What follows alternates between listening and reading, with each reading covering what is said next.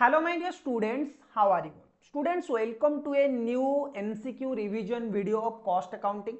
Cost accounting एक new MCQ revision video में आप सब लोगों का स्वागत है। स्टूडेंट्स, आप लोगों को पता है कि MCQ का क्या रोल है आपके एग्जाम में।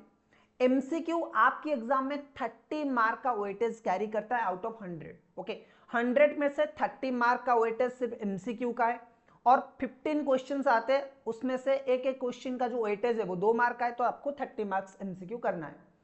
और अगर हम चैप्टर वाइज MCQ को रिवाइज अच्छे से कर ले तो किसी भी चैप्टर से आपका MCQ आए आप इजीली 15 में से 15 क्वेश्चन कर सकते हो। ये जो MCQs है बहुत ही रिसर्च के बाद कुछ सीए के मटेरियल से मैंने लिया है, कुछ आपके अदर जो इंपॉर्टेंट MCQs है वहां से लिया गया है, कुछ कॉन्सेप्चुअल MCQs मैंने खुद बनाया है, कुछ MCQs आपकी पास्ट ईयर का है और कुछ आपकी बुक्स का है। ठीक है, तो जिस भी सोर्सेस से आपके MCQ आ सकता है वो सब हमने यहाँ पे कवर किया है। अगर ये MCQ बुक आपको चाहिए तो आप कांटेक्ट कर सकते हो मुझे, और ये MCQ बुक आपको मिल जाएगा बहुत ही अफोर्डेबल प्राइस में। ठीक है, ये फ्री नहीं है, लेकिन अगर आपको MCQ में थोड़ा सा भी स्पेंड करना है, ठीक है, अगर आप चाहते हो कि आपकी CMA में अच्छा स्कोर हो, then you should definitely spend on MCQs में आप स्पेंड कर सकते हो। ठीक है, और जो भी क्लासेस वगैरह होगा MCQ का रिवीजन वो यूट्यूब में फ्रीली मिल जाएगा। So subscribe to this channel, और इस चैनल पे और भी बहुत सारी चीजें हम लोग करने वाले कॉस्टिंग एंड डायरेक्ट टैक्स को लेके। ठीक है, costing, management accounting, direct tax को लेके हम बहुत कुछ करने वाले इस चैनल पे। So please do subscribe to this channel for more updates. Okay, अब चलिए बात करते हैं हम लोग आज का MCQ। ओके, आज सर हम लोग क्या करने वाले, आज की वीडियो में हम लोग एक इंपॉर्टेंट चैप्टर की MCQ रिवीजन करने वाले, जो है ओवरहेड कॉस्टिंग, जिसका नाम है क्या, ओवरहेड कॉस्टिंग। अब ये जो चैप्टर है, इस चैप्टर से सर कंपल्सरीली MCQ आता है क्या? Answer is yes. जो 15 क्वेश्चन है ना, एक क्वेश्चन इस चैप्टर से आपका आ जाता है। ओके, और बहुत ही कंसेप्चुअल चैप्टर से, इसमें से प्रैक्टिकल क्वेश्चन भी आता है और आपकी थ्योरेटिकल क्वेश्चन भी कभी कभी आ जाता है, और उसके साथ साथ MCQ भी आता है। ओके, तो इस चैप्टर को आपको अच्छे से पढ़ाई करना चाहिए। चलो, अब हम लोग MCQ सॉल्व करना स्टार्ट करते। Let's start with our question number 1। Question number 1 sir क्या पूछा है, चलिए देखते हैं। देखो, सो क्वेश्चन नंबर 1 क्या पूछा है sir, fixed overhead costs are not affected in the monetary terms during a year. देखो क्या पूछा है, fixed overhead costs are not affected in monetary terms during a given period by a change in output, but this statement holds good provided increase in output is not substantial, increase in output is substantial, both A and B, none of them। Sir क्या question, पहले ही question आपने इतना tough डाल दिया कि हमें आता ही नहीं कुछ। देखो क्या बोल रहा है, देखो क्वेश्चन बहुत ही सिंपल है, थोड़ा सा ट्रिकी है language.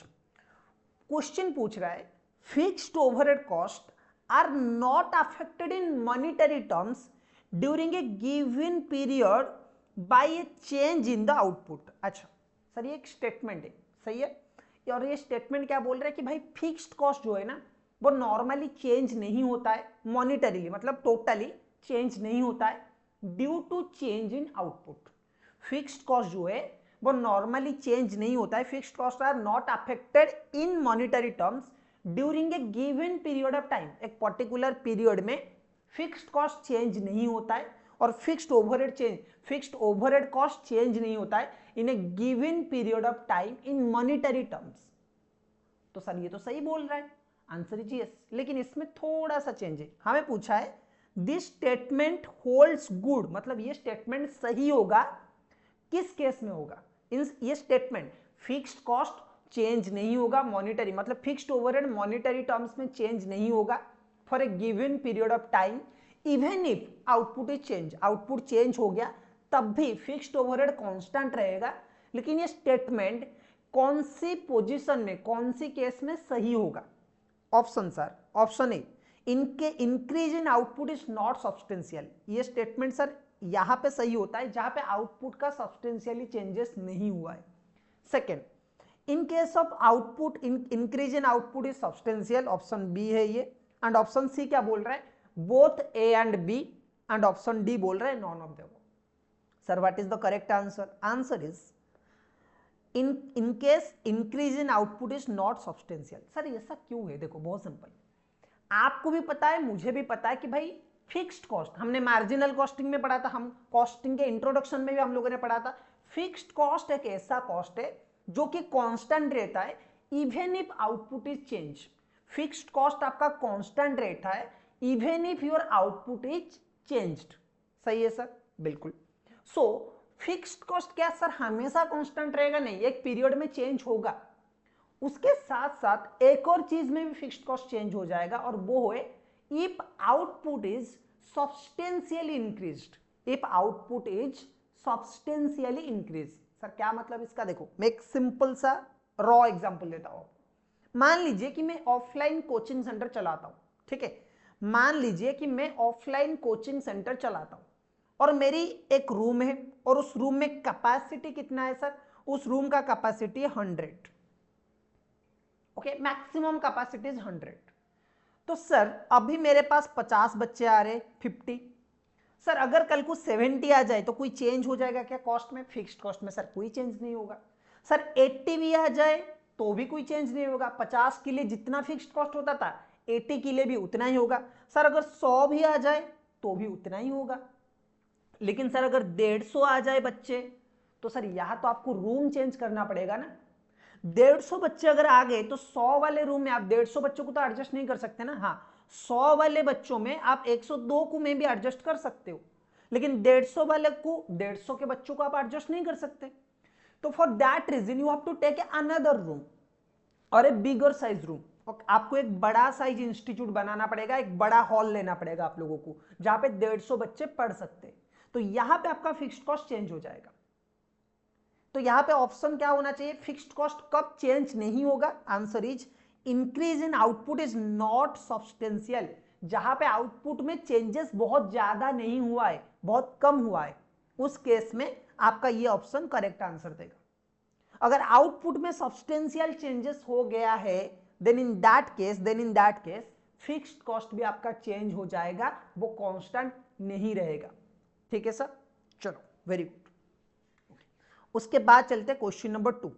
Capacity is defined as actual utilize capacity of a plant dash. Sorry यहाँ पे डैश मतलब मिस हो गया है। Dash capacity is defined as the dash capacity is defined as actual utilize capacity of a plant. Dash capacity is defined as actually utilized capacity of a plant. Theoretical capacity, install capacity, practical capacity, normal capacity. So answer is practical capacity. अब ऐसा क्यों? देखो एक example लेता हूं, जैसे कि मैं एक एग्जांपल लेता हूं। अभी मैंने बताया ना कि मान लीजिए कि मेरा एक रूम है जिसमें 100 स्टूडेंट्स बैठ सकते हैं, 100 सीट है, ठीक है? लेकिन इस सीट में से 100 मतलब मैंने एक रूम लिया और उस रूम का कैपेसिटी ओनर ने बोला कि भाई यहां पे 100 बच्चे बैठ सकते हैं। लेकिन मुझे पता चला कि नहीं भाई ऐसा नहीं हो सकता, क्योंकि स्टूडेंट जहां पे बैठेंगे और टीचर जहां पे पढ़ाएगा वहां से थोड़ा गैप होना चाहिए, कुछ फीट की मतलब डिस्टेंस होना चाहिए, so that students can easily सी दो नोटिस, मतलब इजीली सी दो डिजिटल बोर्ड और मतलब जो व्हाइट बोर्ड वगैरह है जहां पे आप लिखते हो, टीचर लिखता है, वो देख सके। ठीक है? तो डिस्टेंस रहना चाहिए। उस केस में हमारा इंस्टॉल कैपेसिटी हो गया सपोज 90। लेकिन एक रूम में जितने कैपेसिटी में हमने 90 बच्चे बैठाने के लिए सोचे थे ना, भाई मेरे साइज का होगा तो 90 बच्चे आराम से बैठ जाएंगे या फिर उससे ज्यादा भी बैठ जाएंगे। लेकिन अगर थोड़ा सा कोई मोटा बच्चा आ गया तो उस केस में तो सीट कम होना पड़ेगा, तो उस केस में बैठ सकते और वेंटिलेशन का भी प्रॉब्लम हो जाएगा। तो रूम है 100 कैपेसिटी का, इसे बोलते हैं थियोरिटिकल कैपेसिटी। इसको क्या बोलते हैं? Theoretical capacity. Theoretical capacity. हमने 90 चेयर्स या फिर 90 सीट इंस्टॉल किया है, इसको बोला जाता है इंस्टॉल कैपेसिटी। ठीक है? 90 बच्चे बैठ सके, हमने टेबल चेयर उस हिसाब से डाला है, तो इसको बोला जाता है इंस्टॉल कैपेसिटी। लेकिन सर प्रैक्टिकली कितने बच्चे बैठ सकते हैं? क्योंकि जो पूरा कोने में होगा उसे तो कुछ भी दिखाई नहीं देगा शायद रूम में, तो उस केस में प्रैक्टिकल कैपेसिटी कितना है? 85। So what we consider 85 practical capacity. ठीक है? So dash capacity is defined as actual capacity utilized. Dash capacity is defined as actually utilized capacity of a plant, that is actual practical capacity. Okay. The allotment of whole item of cost to cost center or cost unit is called. अच्छा. The allotment of whole item of cost, एक cost का पूरा allotment अगर आप एक ही cost centre को या फिर एक ही कॉस्ट यूनिट को करते हो तो इसे क्या बोला जाता है sir? If you allot total cost to only a single cost unit और सिंगल कॉस्ट सेंटर, देन हम उसे क्या बोलेंगे? Overhead absorption, cost absorption, cost allocation, none of the them. Okay, so यहाँ पे जो करेक्ट आंसर आपको पता है एलोकेशन। एलोकेशन का मीनिंग क्या है सर? एलोकेशन का मीनिंग है कि पूरा कॉस्ट आप एक ही कॉस्ट सेंटर को या फिर कॉस्ट यूनिट को एलोकेट कर रहे हैं। ठीक है, सो ऑप्शन 3 आपका क्या हो जाएगा? Option C is the correct answer. Okay, चलो ओके, अब हम लोग बात करेंगे क्वेश्चन नंबर 4। क्वेश्चन नंबर 4 क्या बोल रहा है? Primary packaging cost is a part of, primary packaging cost sir किसका पार्ट है? Direct material cost, production cost, selling cost, distribution cost. Okay, primary packing cost किस कॉस्ट में आता है? प्राइमरी पैकिंग कॉस्ट किस कॉस्ट में आता है? Direct material cost, production cost, selling overhead, distribution cost. The correct answer is production overhead cost. Okay, production cost और production overhead बोला, प्रोडक्शन कॉस्ट। ठीक है सब, चलो question number 5। Directors remuneration and expenses forms part of which overhead? Okay, directors remuneration and expenses, directors remuneration and expenses forms part of which expenses? Director remuneration इनमें से कौन सी overhead में आएगा? Answer options are production overhead, option B administrative overhead, option C selling overhead, option D distribution overhead. So यहाँ पे जो correct answer आ जाएगा वो होगा एडमिनिस्ट्रेशन ओवरहेड। ठीक है, चलो सर उसके बाद चलते हैं नेक्स्ट क्वेश्चन पे। Which of the following is not the classification of overhead based on its functionality? अच्छा सर, फंक्शनैलिटी वाइज इनमें से कौन सा ओवरहेड का क्लासिफिकेशन में नहीं आता है? Which of the following is not the classification of overhead on basis of its function based on its functionality? Which of the following is not the classification of overhead based on its functionality? So options are factory overhead, option B administrative overhead, option C fixed overhead, option D selling overhead. So the correct answer आप में से काफी सारे बच्चों को पता होगा, the correct answer is fixed overhead. Sir why fixed overhead? Because fixed overhead is on basis of variability. Variability के बेसिस पे ओवरहेड को 3 टाइप में डिवाइड किया गया है, variable overhead, fixed overhead, semi variable overhead. और बाई फंक्शन आपकी factory overhead, administrative overhead, selling overhead, production overhead, this are the overheads, those are classified on basis of production और on basis of function. And जो fixed overhead वगैरह है ये on the basis of variability आपका है। So fixed overhead is the correct answer. अच्छा, bad डेब्ट is an example of which overhead? अच्छा, बैड डेब्ट कौन सी ओवरहेड का एक एग्जांपल है? Distribution overhead, production overhead, selling overhead, administrative overhead. तो इसका करेक्ट आंसर है sir selling overhead. Bad debt कौन सी ओवरहेड में आ जाएगा सर? सेलिंग ओवरहेड में आपकी बैड डेट आ जाएगा। ठीक है, चलो अब बात करते हैं पॉइंट नंबर 8, मतलब question number 8। Normal capacity of a plant refers to the difference between maximum capacity and practical capacity, practical capacity and normal capacity, practically and estimated ideal capacity as revealed by the long term sales trend, maximum capacity and actual capacity। अच्छा क्या बोल रहे हैं? देखो बोल रहे हैं कि sir normal capacity of a plant, normal capacity क्या होता है? Normal capacity of a plant refers to what? देखो नॉर्मल कैपेसिटी की हम बोलेंगे प्रैक्टिकल कैपेसिटी और एस्टिमेटेड कैपेसिटी। मतलब प्रैक्टिकल कैपेसिटी और नॉर्मल कैपेसिटी में क्या डिफरेंस है? प्रैक्टिकल कैपेसिटी मतलब आपकी कितना कैपेसिटी हो सकता है प्रैक्टिकली। जैसे मैंने एक एग्जांपल लिया था ना, in our example practical capacity is 85। So what do mean by normal capacity? Normal capacity मतलब इस 85 से सर कितना फिलअप होता है, इस 85 से आपका एक्चुअली में कितना सीट फिलअप हो रहा है।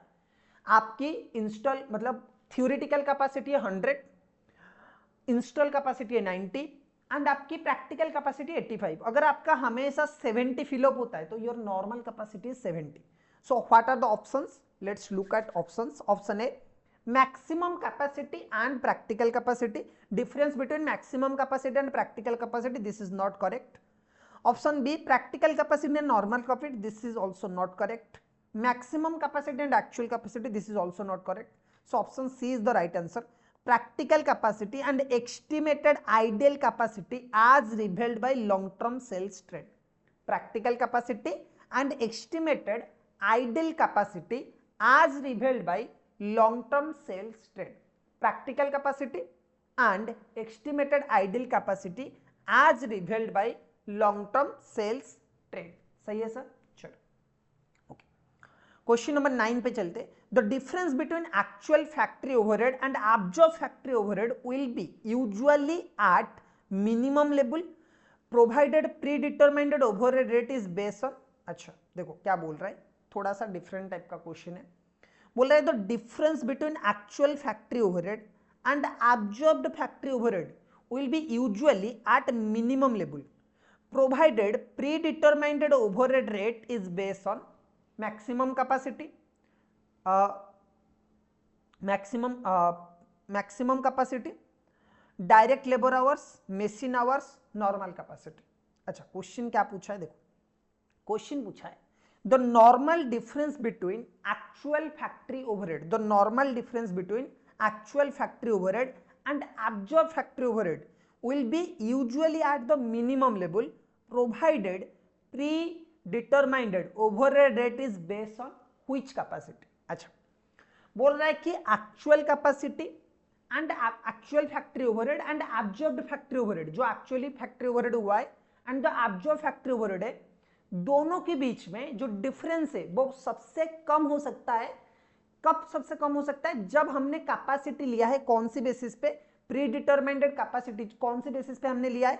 Maximum capacity, direct labour hours, machine hours, normal capacity. So correct answer is normal capacity. ठीक है, correct answer is normal capacity. I hope कि ये क्वेश्चन आपको समझ में आ गया. क्वेश्चन क्या पूछा है कि actual factory overhead and absorb factory overhead में डिफरेंस कब सबसे कम हो सकता है, और कब कम हो सकता है? जब हम प्री डिटरमाइंडेड करें ओवरहेड रेट. ओवरहेड रेट अगर हम प्री डिटरमाइंडेड कर रहे, ओवरहेड रेट अगर हम फिक्स कर रहे बेस्ड ऑन नॉर्मल कैपेसिटी. ठीक है, चलो उसके बाद क्वेश्चन क्या है sir? Which of the following overhead cost may not be apportion on basis of direct wage. अच्छा इनमें से कौन सा expenditure, which of the following overhead cost may not be apportion on the basis of direct wage. Which of the following overhead cost may not be apportioned on the basis of direct wage? Options are workers holiday, perquisites to workers, ESI contribution, manager salary. So correct answer sir यहाँ पे क्या हो जाएगा? Manager salary एक ऐसा है जो कि डायरेक्ट वेज के बेसिस पे डिवाइड नहीं किया जा सकता. ओके चलो, selling and distribution overhead are absorb on the basis of. अच्छा सेलिंग एंड डिस्ट्रीब्यूशन ओवरहेड इनमें से कौन सी बेसिस पे एब्जॉर्ब होगा sir? Selling and distribution overhead, selling and distribution overheads are absorb on the basis of rate per unit, percentage on work cost, percentage on selling price per unit, any of the above. The correct answer is any of the above. Okay, warehouse expenses is an example of. Warehouse expenses कौन सी example है, कौन सी expenses का और कौन सी overhead का example है sir? Warehousing expenses is an example of production overhead, administrative overhead, selling overhead and distribution overhead. तो correct answer is distribution overhead. Okay? So warehousing expenses कौन सी expenses में आता है? Distribution overhead. So option D is the correct answer. Okay. Question number 13 क्या बोल रहा है? Charging to a cost center those overheads that result solely for existence of that cost center is known as dash. अच्छा कोई भी overhead जो कि एक पर्टिकुलर कॉस्ट सेंटर की वजह से उसकी एग्जिस्टेंस है, उस कॉस्ट को, उस ओवरहेड को, उस कॉस्ट सेंटर को चार्ज करने को हम क्या बोलेंगे? इसका सिंपल आंसर है सर एलोकेशन. एलोकेशन प्रोसेस क्या होता है? एलोकेशन प्रोसेस यही है सर. एलोकेशन मींस चार्जिंग और distributing overhead to a cost centre to which this belong. जो कॉस्ट एक पर्टिकुलर कॉस्ट सेंटर के लिए बिलोंग करता है, पर्टिकुलर कॉस्ट सेंटर को बिलोंग करता है या फिर पर्टिकुलर कॉस्ट सेंटर की वजह से इनकर्ड हुआ है, अगर हम उसी कॉस्ट सेंटर को, उस कॉस्ट को चार्ज करते हैं या फिर ओवरहेड को चार्ज करते हैं तो उसी को हमारा बोला जाता है allocation. Okay, which of the following is a service department. अच्छा इनमें से कौन सा एक सर्विस डिपार्टमेंट है sir? Question number 14. Which of the following is a service department? Refining department, machining department, receiving department, furnishing department. So here the correct answer is receiving department. अच्छा, which of the following is usually classified as discretionary fixed cost? अच्छा, इनमें से कौन सा हम लोग discretionary fixed cost में include करेंगे? Supervisor's wages, depreciation, rent, research and development.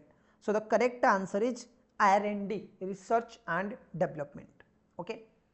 Remuneration and expenses, directors remuneration and expenses are part of, directors remuneration and expenses किस में आता है?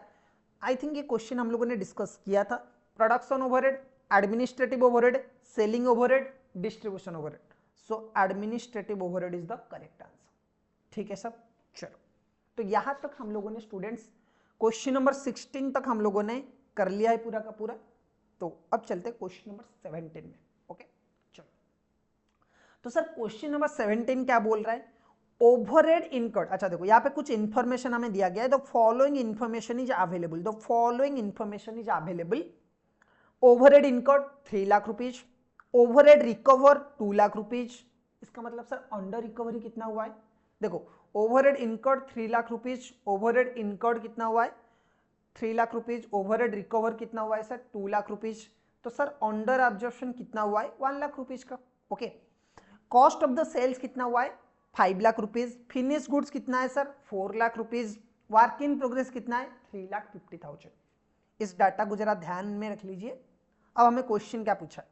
From the above supplementary overhead rate to recover the under absorbed overhead is dash. अच्छा, क्या पूछा है sir? From the above supplementary overhead rate to recover the under absorbed overhead is dash.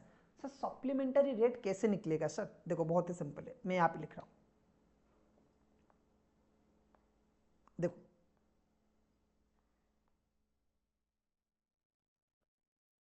Supplementary rate equal to कैसे आ जाएगा सर? Supplementary rate. तो sir supplementary overhead rate का फॉर्मूला क्या है? Under absorbed overhead, under absorbed और over absorbed overhead, under absorbed overhead divided by cost of the और फिनिश गुड्स और यूनिट प्रोड्यूस्ड. तो सर ये है करेक्ट फॉर्मूला. सप्लीमेंटरी रेट कैसे आ जाएगा? Under absorbed overhead divided by unit produce. अगर ओवर अब्जॉर्ब होता तो हम ओवर अब्जॉर्ब ले लेते. सो यहाँ पे हमारा यूनिट तो प्रोड्यूस नहीं है, हम लोग क्या कर लेंगे? Cost of the unit produce ये ले लेंगे. ठीक है, cost of the unit produced. ठीक है, cost of unit produce, sorry cost of unit produce. तो चलो एक बार देख लेते. सर अंडर अब्जॉर्ब कितना हुआ है सर? अंडर अब्जॉर्ब हुआ है 3 lakh minus 2 lakh. Under absorbed overhead. Sir under absorbed overhead कितना है सर? 1 लाख का है आपका अंडर अब्जॉर्ब्ड ओवरहेड. पेन थोड़ा सा चेंज करना पड़ेगा मुझे लगता है, 1 मिनट.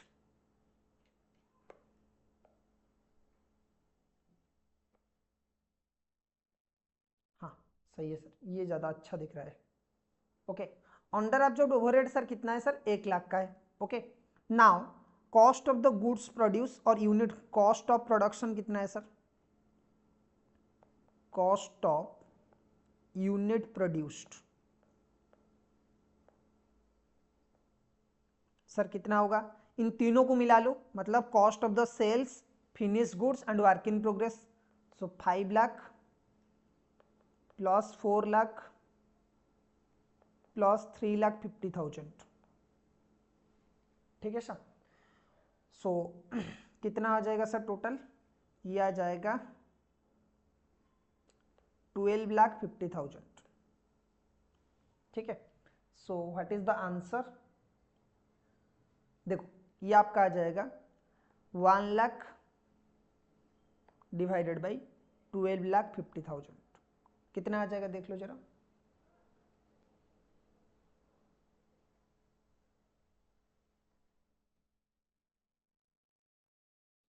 सर 0.8 आ रहा है क्या सर? है ये 0.8? हाँ ऑप्शन में है ना सर 0.8। देखो हमने क्या किया, बहुत ही सिंपल सा है, अगर ये क्वेश्चन एग्जाम में आता है आप इजीली कर सकते हो। आपका जो फॉर्मूला होगा सप्लीमेंट्री रेट का वो क्या हो जाएगा, अंडर एब्जॉर्प्शन और over absorption of the overhead. कितना सर अंडर एब्जॉर्ब और ओवर एब्जॉर्ब हुआ है, कितना आपका अंडर एब्जॉर्ब हुआ है या फिर कितना आपका ओवर एब्जॉर्ब हुआ है, जो भी है वो ले लीजिए, डिवाइडेड बाय यूनिट प्रोड्यूस, मतलब कितना यूनिट प्रोड्यूस हुआ है, या फिर cost of the unit produce. यहाँ पे नंबर ऑफ यूनिट्स हमें नहीं दिया था, हमें सिर्फ कॉस्ट ऑफ यूनिट प्रोड्यूस दिया गया था, जिसमें हमने क्या किया सर, ये सब हमने मिला लिया।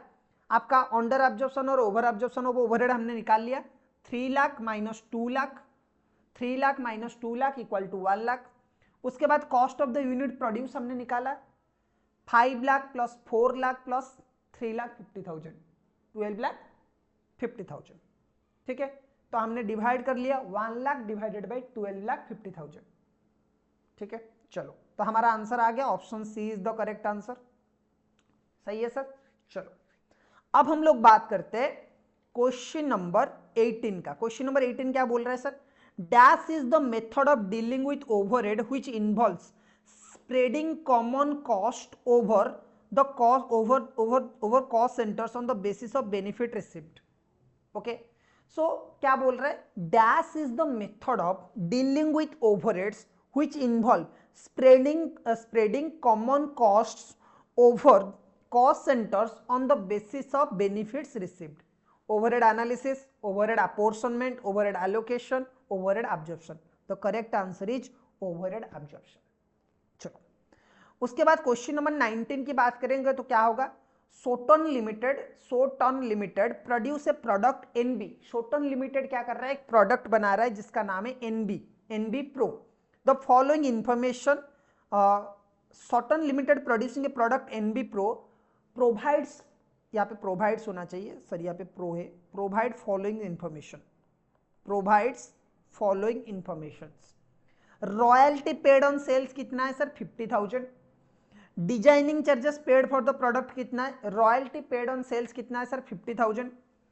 Design charges paid for the product कितना है sir, 20,000। Hire charges for equipment, hire charges of equipment use for the production कितना है सर, 6,000। सर डायरेक्ट एक्सपेंसेस कितना होगा, देखो ये तीनों ही आपके डायरेक्ट एक्सपेंसेस में आ जाएंगे, तो तीनों को मिला लो, 50,000 प्लस 20,000 प्लस 6,000, आंसर इज 76,000।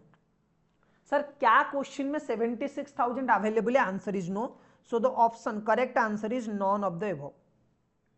ठीक है सर, चलो अच्छा इसी टाइप का एक क्वेश्चन आपके एग्जाम में भी आया हुआ है, सिमिलर टाइप का क्वेश्चन है, तो आप वहां पे देख लेना। ठीक है, उसके बाद आता है question number 20, which category of overhead includes cost associated with maintaining factory facilities and equipments used in the production process. क्या बोल रहा है, व्हिच कैटेगरी, सीए का क्वेश्चन है, सीए के एग्जाम में आया था, व्हिच कैटेगरी ऑफ ओवरहेड्स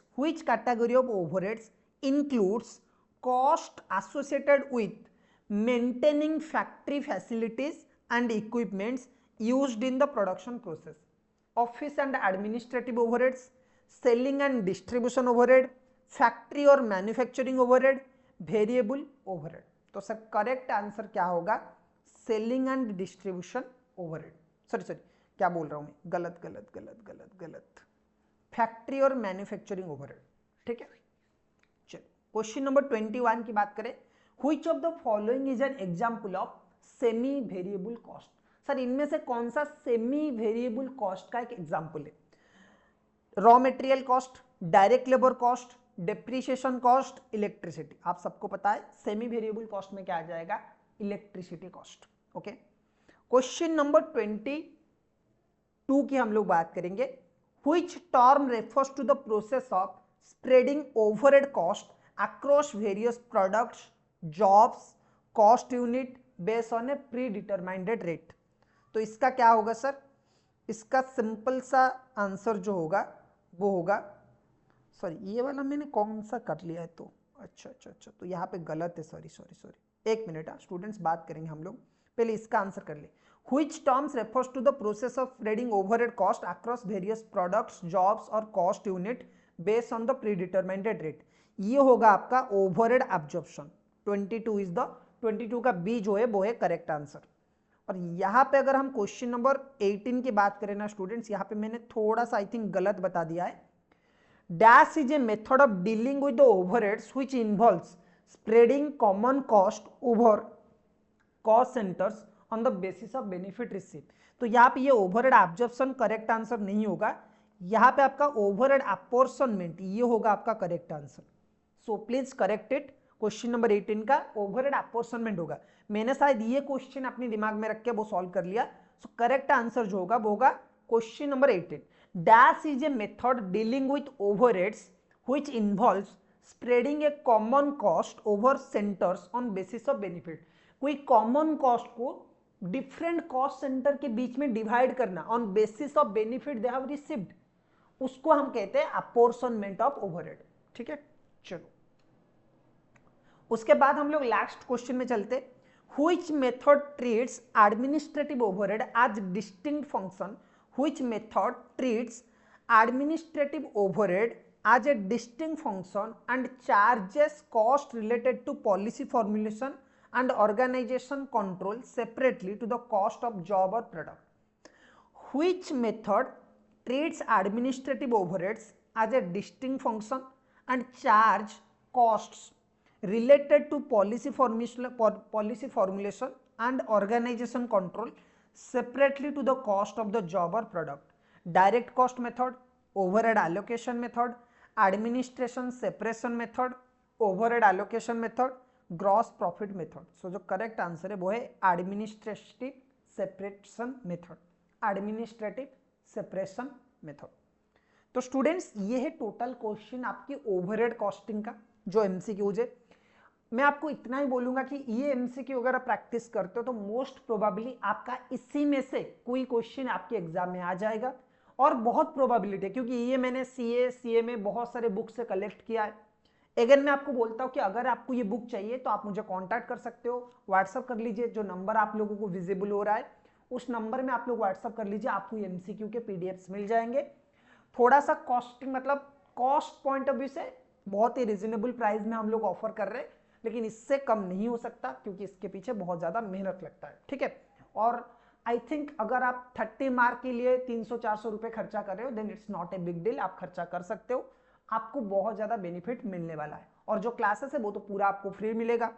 तो क्लासेस के लिए चैनल को सब्सक्राइब कर लीजिए। फिर मिलेंगे एक और वीडियो में। Till then keep learning, tata bye bye.